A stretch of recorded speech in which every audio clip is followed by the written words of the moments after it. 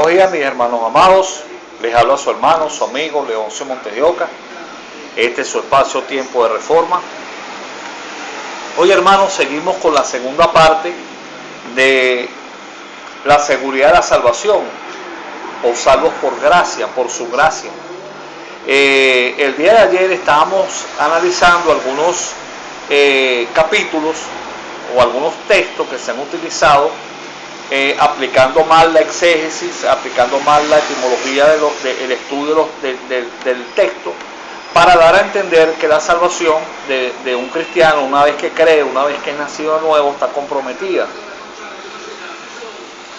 Hablamos de Hebreos 6, 4, 6, hablamos de Hebreos 2, 1 al 4.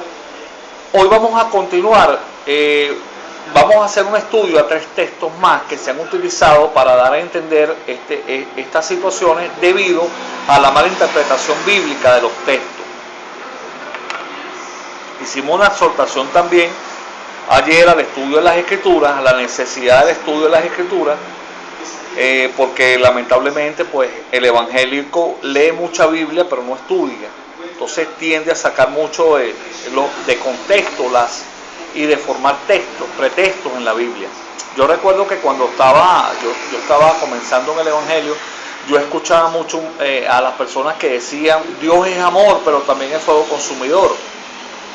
De hecho lo repetía y buscándolo en la Biblia no lo conseguía por ninguna parte. Resulta que eso no es ningún versículo. O sea, tomaron donde dice Dios es amor y tomaron fuego consumidor, lo unieron e hicieron una doctrina. Y le voy a decir algo, hermano.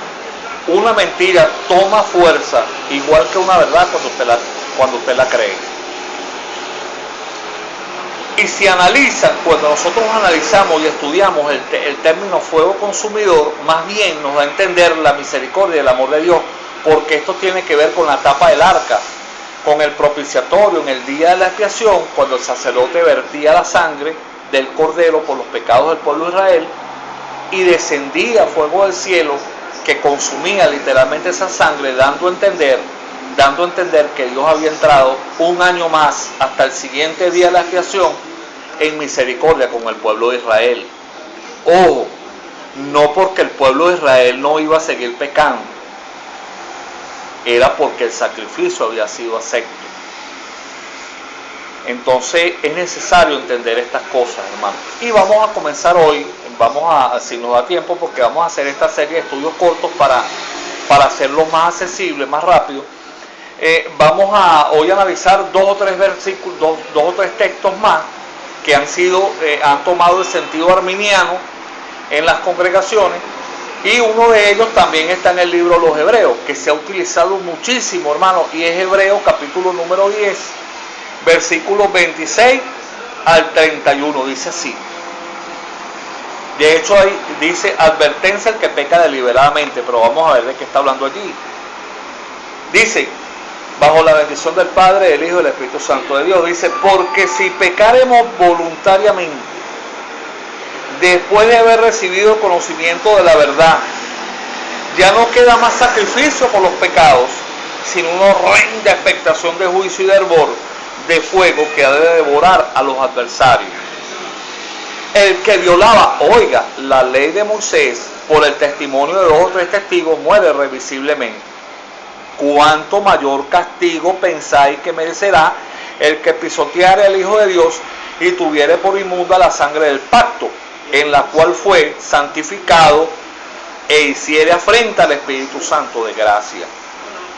Pues conocemos al que dice: mía es la venganza, yo pagaré, dice el Señor, y otra vez el Señor juzgará a su pueblo. O horrenda cosa es caer en manos del Dios vivo. Lo primero que tenemos que entender es algo. Este término que se ha utilizado mucho para decir mía es la venganza, yo pagaré, dice el Señor, en su etimología, este texto lo que dice es que Dios va a volver al estado original a esa persona en la que fue cometido el agravio, la va a volver al estado original antes de haber sido, o sea, como volverla al estado original antes de haber sido agraviada, o sea, restaurada. Va a volver al estado, y eso es cuando dice mía es la venganza, yo pagaré. Es tremendo, hermano, lamentablemente, como se ha enseñado, otro de los términos que se utiliza mucho para esa maldición cristiana, ¿no?, que se echan entre muchos hermanos, es cuando dice, porque ascuas de fuego amontonadas sobre sus cabezas, paga el bien con bien, hermano, y el mal por bien, porque haciendo esto, ascuas de fuego amontonadas sobre la cabeza. Entonces es que pensamos que es que Dios le va a mandar un candelero al hermano y le va a prender la cabeza, o le van a venir cosas tremendas. Resulta que etimológicamente el término ascua de fuego es oportunidad de arrepentimiento.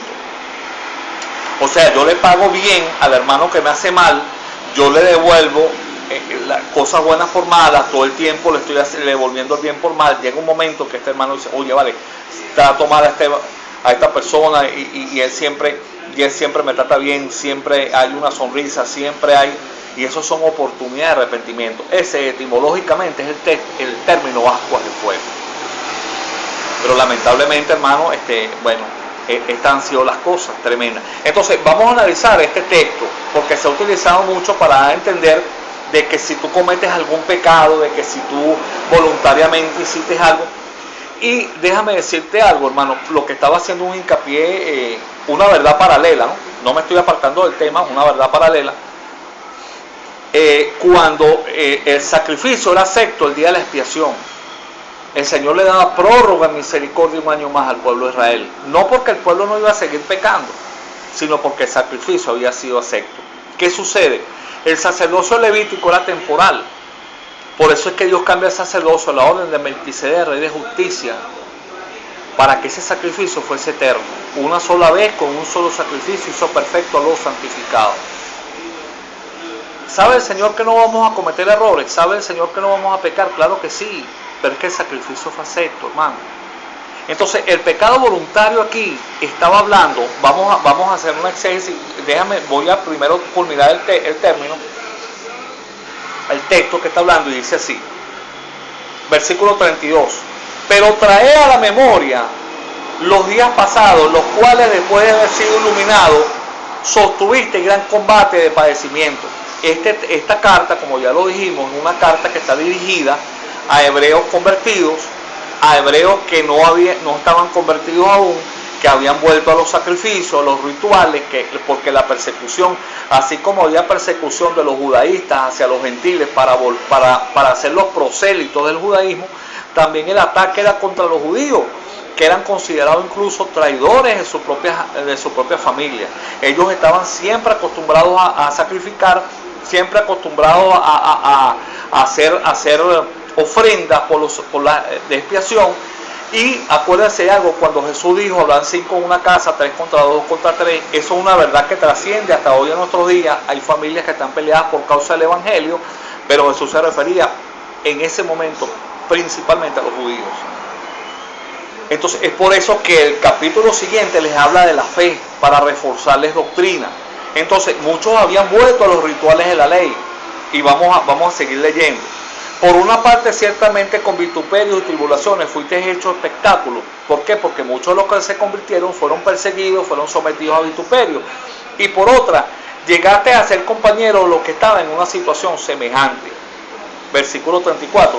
Porque de los presos también os compadecisteis, y despojo de vuestros bienes sufristeis con gozo.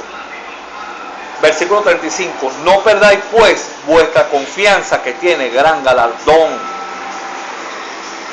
Porque hoy es necesaria la paciencia, para que habiendo hecho la voluntad de Dios obtengáis la promesa. Entonces dice, porque aún un poquito, y el que ha de venir vendrá y no tardará, mas el justo vive por la fe. Le hace esa referencia. Acuérdense lo que habla el capítulo número 10. Vamos a ir al capítulo número 10 completo. ¿Por qué?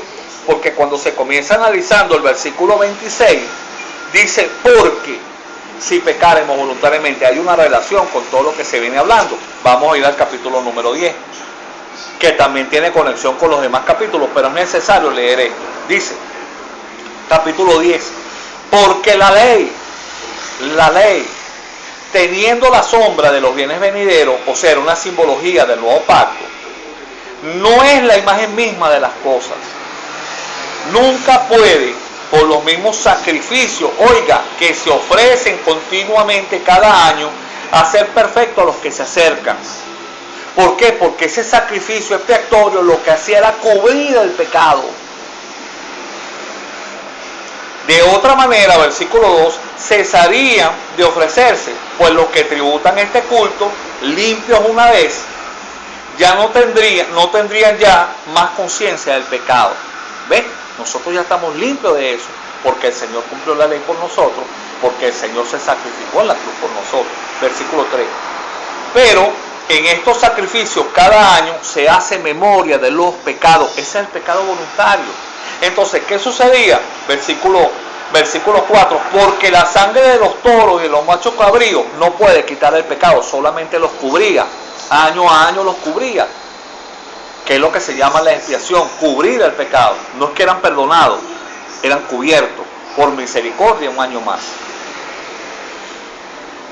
Versículo 5, por lo cual entrando en el mundo, dice, sacrificio, ofrenda no quisiste, mas me preparaste cuerpo, holocausto y expiaciones por el pecado no te engordaron. Versículo 7, entonces dije, he aquí que vengo, oh Dios, para hacer tu voluntad, con el rollo del libro está escrito en mí, con el rollo del libro que está escrito de mí, diciendo primero, sacrificio y ofrenda y holocausto y expiaciones por el pecado no quisiste, ni te agradaron, las cuales cosas se ofrecen según la ley. Y diciendo luego, he aquí que vengo, oh Dios, para hacer tu voluntad, quítalo primero para establecer esto último, la gracia. Esta es la voluntad, en esta voluntad, oiga, versículo 10, en esa voluntad somos santificados mediante la ofrenda del cuerpo de Jesucristo, hecha una sola vez y para siempre. Oiga, versículo 11, y ciertamente todo sacerdote está día tras día ministrando y ofreciendo muchas veces los mismos sacrificios que nunca pueden quitar los pecados. Era diario la ofrenda. Oiga, pero Cristo, habiendo ofrecido, versículo 12, alabado sea el Señor, ofreciendo una sola vez, para siempre, un solo sacrificio por los pecados, se ha sentado a la diestra de Dios. De ahí en adelante, esperando hasta que sus enemigos sean puestos por detrás de tus pies, porque con una sola ofrenda hizo perfecto para siempre los santificados. Y no, versículo 15, y nos atestigua lo mismo el Espíritu Santo, porque después de haber dicho, versículo 16, este es el pacto que haré con ellos después de aquellos días, dice el Señor, pondré mis leyes en su corazón y en su mente las escribiré.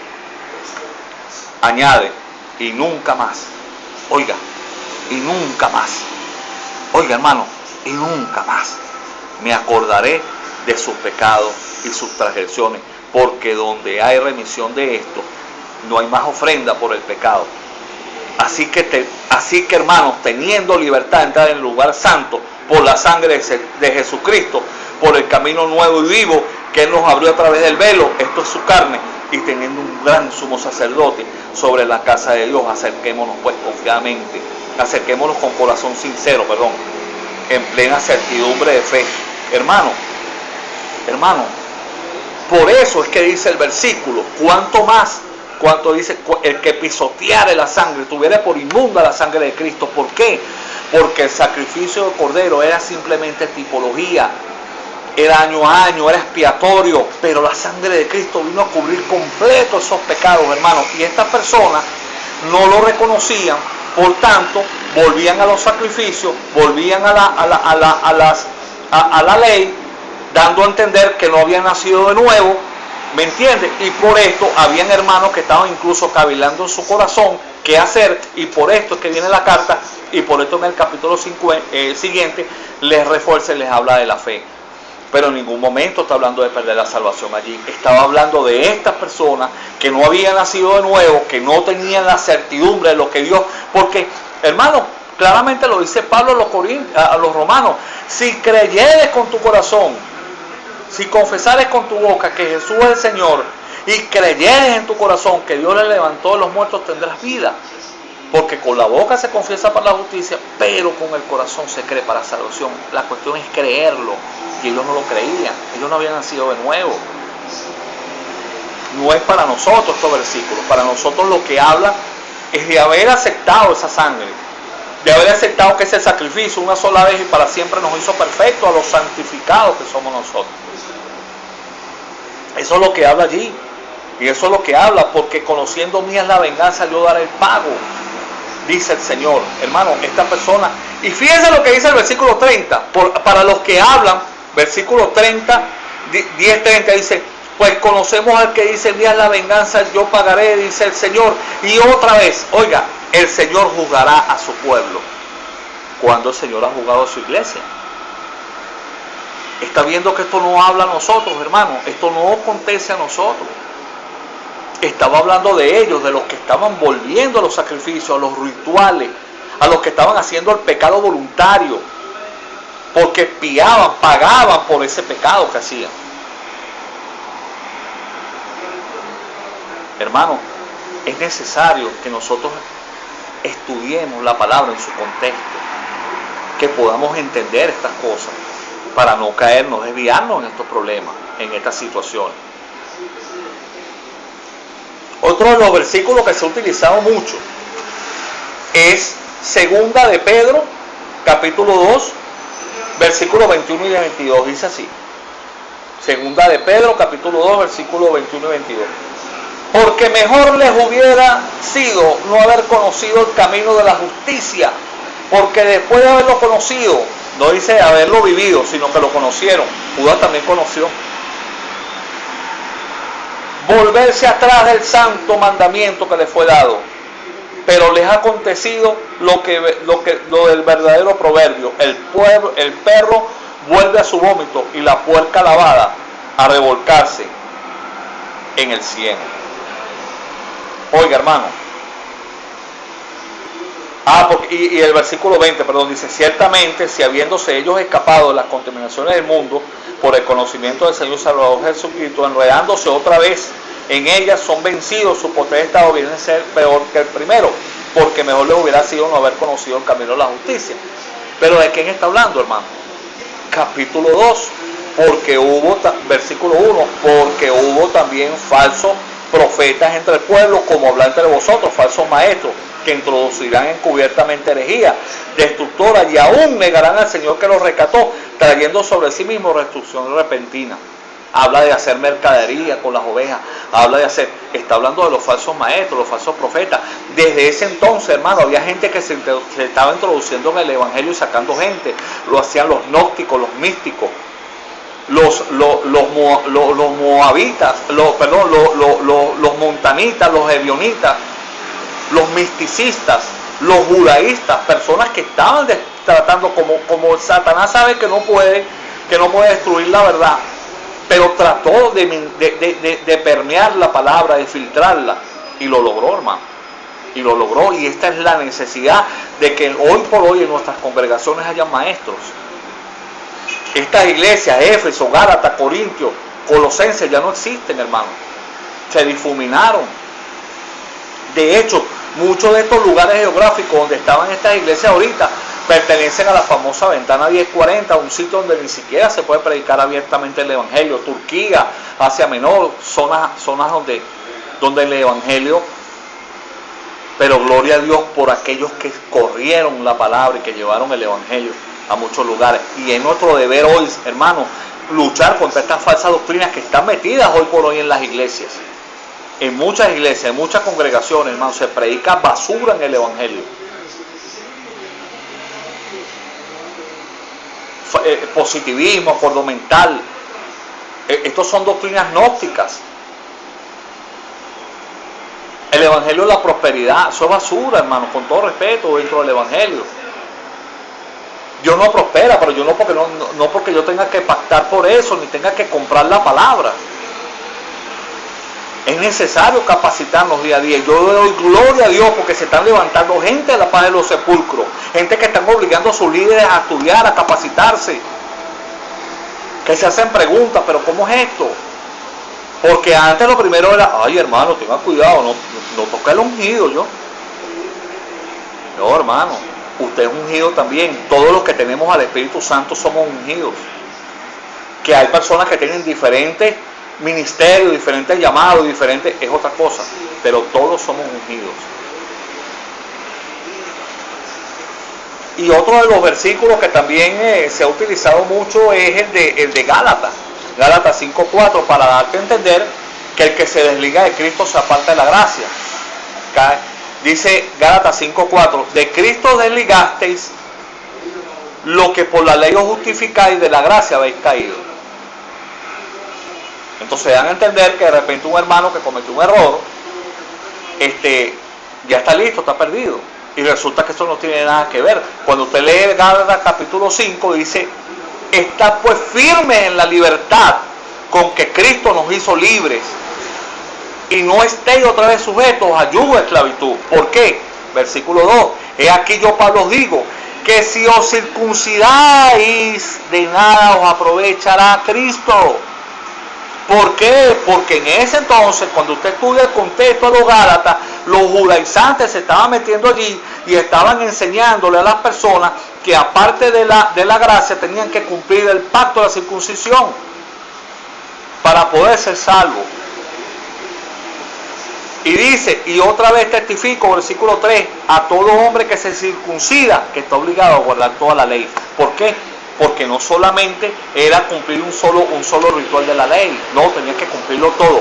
Y cuando se habla de la ley, hermanitos amados, no se habla solamente de los 10 mandamientos, se habla de los 613 mismos mandamientos que están contenidos en los 5 primeros libros del Pentateuco, o la Torá, que había que cumplirlos todos y solamente Cristo los cumplió por nosotros, para que nosotros pudiéramos tener vida, no tuviéramos que cumplirlo ninguno de ellos.